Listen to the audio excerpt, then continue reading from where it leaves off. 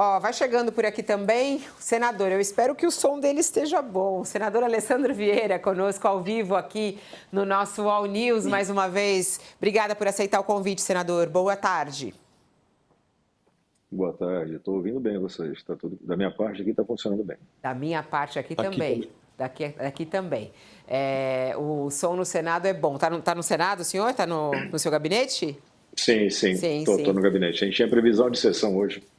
Ô, senador, eu vou começar. A gente colocou mais cedo um trechinho seu ontem, quando o senhor estava lá na Comissão de Constituição e Justiça. E o senhor fez um desabafo. A gente sabe que isso aqui é um acordo que tem Alexandre de Moraes, que tem governo, falando da vergonha disso. Queria saber que acordo é esse que o senhor teve informação, que o senhor teve conhecimento e o que isso significa, né? Porque graças a isso o PL da dosimetria foi colocado em votação e foi aprovado. E isso seguiu adiante. Bom, acho que a minha fala, a fala do Renan, foram muito didáticas. Essencialmente, o que a gente sabe é que é um projeto que veio da Câmara dos Deputados com baixa qualidade. Ele veio dizendo que queria resolver o problema dos envolvidos nos atos do 8 de janeiro, mas, na verdade, ele atingia diversos outros criminosos. E para resolver esse problema, ou a gente fazia um novo projeto, ou a gente devolvia para a Câmara dos Deputados.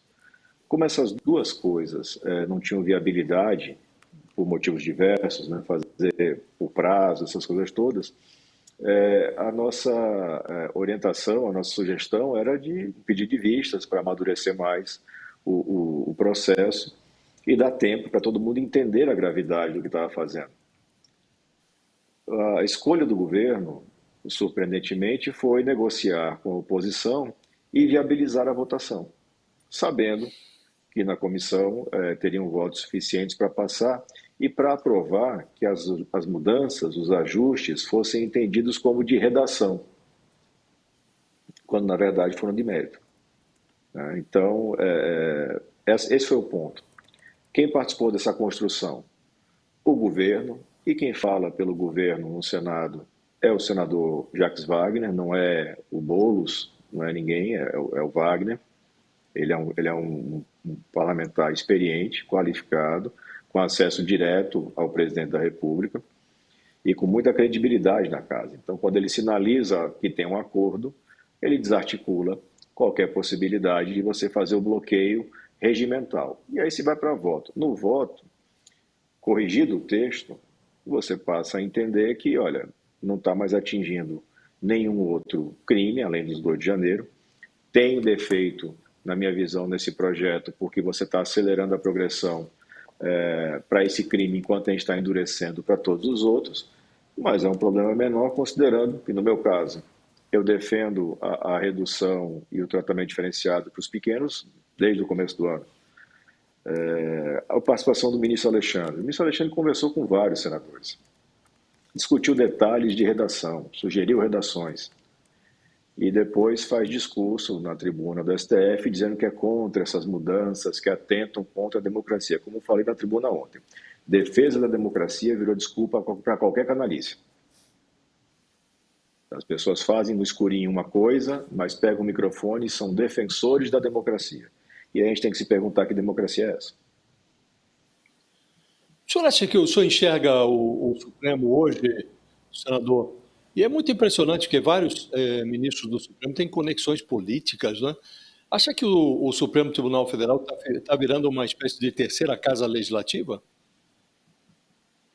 Na verdade, está virando a primeira casa legislativa, porque eles se colocam numa posição de interferência e de articulação política. Eles tentam formar maiorias, eles questionam textos em andamento, eles são próximos de parlamentares de diversas características e perfis. Isso tudo é extremamente negativo, porque vai cada vez mais derrubando a credibilidade da justiça. O juiz, por definição, tem que ser neutro. Ele não tem partido, ele não tem lado, ele não tem parceiro político, ele é neutro. Ele é demandado pelas partes e aí ele decide. E por que a sociedade confia na decisão? Porque ele é neutro.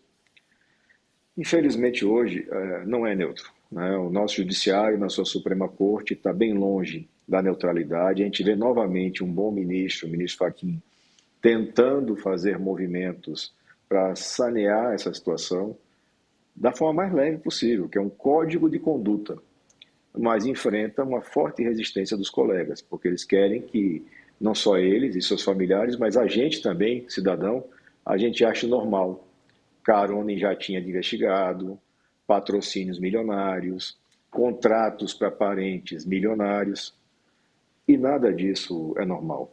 Não uma democracia de verdade.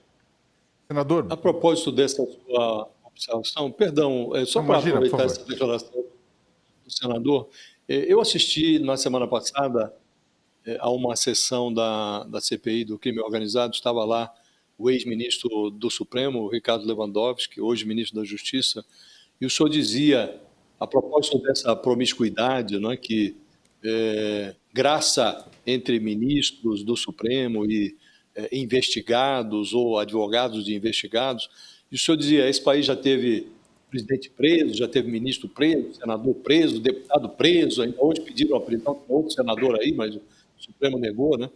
Governador, prefeito, vereador, todo mundo preso, mas ainda não teve ministro de tribunais superiores preso. E o senhor dizia, me parece que esse momento se avizinha.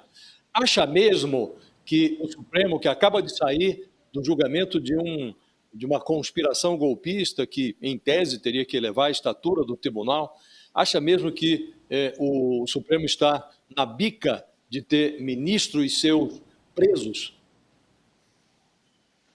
Eu acho que vai acabar sendo um desdobramento natural, né? A gente não tem como dimensionar o lapso histórico em que isso vai acontecer. Mas essa normalização de absurdos, ela vai rebaixando cada vez mais a justiça. Isso agride o cidadão brasileiro. Ninguém pode achar normal o que acontece em Brasília. Então a gente entra aqui, eu cheguei aqui tem 7 anos. A gente tem essa percepção de Brasília quase como uma bolha.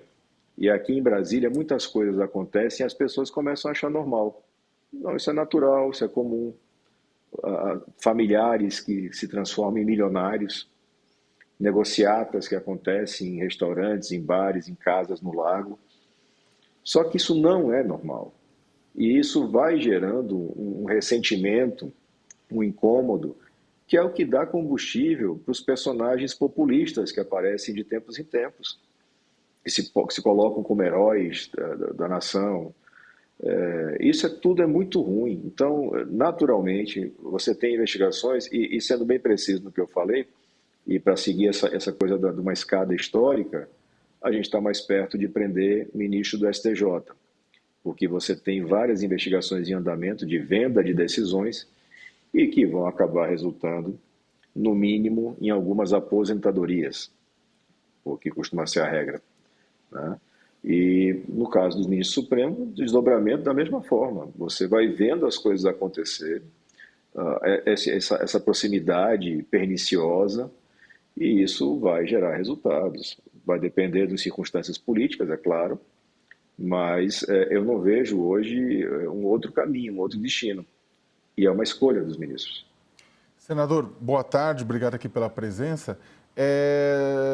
Duas questões. A primeira dado toda essa discussão a respeito se as emendas que foram feitas, né, por sugestão do senador Sérgio Moro, por acatamento do senador Espiridião Amin, com relação à questão de ser uma emenda de redação ou de mérito, o senhor acha que isso vai terminar sendo analisado no Supremo Tribunal Federal por conta disso? Né, por conta de não ter voltado à Câmara dos Deputados? Eu queria a avaliação do senhor sobre isso. E eu queria também uma avaliação do senhor sobre o seu voto, porque aí no final das contas o senhor também votou a favor do texto, né, da proposta aprovada na CCJ. A gente tem já judicializado a questão, né? Alguns líderes de partidos da Câmara dos Deputados já ingressaram com mandado de segurança. É o remédio cabível no caso, porque você teria, em tese, uma fraude ao sistema bicameral, um projeto que deveria voltar para a Câmara dos Deputados, não voltou, porque se entendeu no Senado que aquela emenda era de redação. Eu repito o que falei ontem. Se o colegiado entende que é de redação, vamos tratá-la como de redação. Tratando ela como de redação, eu passo a ter um projeto que não tem mais os seus piores defeitos, que era você abrir as portas para outros crimes. E aí você passa a ter apenas um defeito, já falei isso agora na nossa conversa, que é a progressão acelerada. Mas as pessoas estão fazendo, para fins de narrativa política, algumas derivações que não correspondem exatamente à realidade. O que esse projeto faz? Vamos pegar o caso do Bolsonaro, que é o que todo mundo se interessa e se preocupa. Todo mundo fala na Mariazinha, no Joãozinho, mas ninguém está nem aí para Mariazinha e Joãozinho. Porque se estivessem preocupados com Mariazinha e Joãozinho, a gente já teria resolvido isso antes. Os ministros julgando corretamente e nós legislando. E desde o começo do ano tem proposta nesse sentido de resolver o problema dos pequenos, que foram massa de manobra. Mas falando do Bolsonaro, está condenado a 27 anos e pouco. Essa mudança legislativa traz a condenação dele para 20 e pouco. As regras de progressão de regime, as atuais, permitiriam que ele iria para o semiaberto em 6 anos. Com as novas regras, nesse formato feito, isso passa para 4 anos e alguma coisa. Então, essa é a diferença real. Aí o relator na Câmara dos Deputados, para tentar agradar mais a base bolsonarista, ele diz, não, mas se ele fizer todas as medidas para reduzir pena, ele pode sair em 2 anos e meio. Se ele estudar, se ele fizer leitura de livros e resumo de livros, e parece que são 2 circunstâncias improváveis para o Bolsonaro, né? A gente conhece o Bolsonaro. Mas vamos lá que ele faça isso. É a mesma regra que vale para todo mundo. Então, votei com muito conforto nessa situação, mas fazendo um alerta, vai ser judicializado.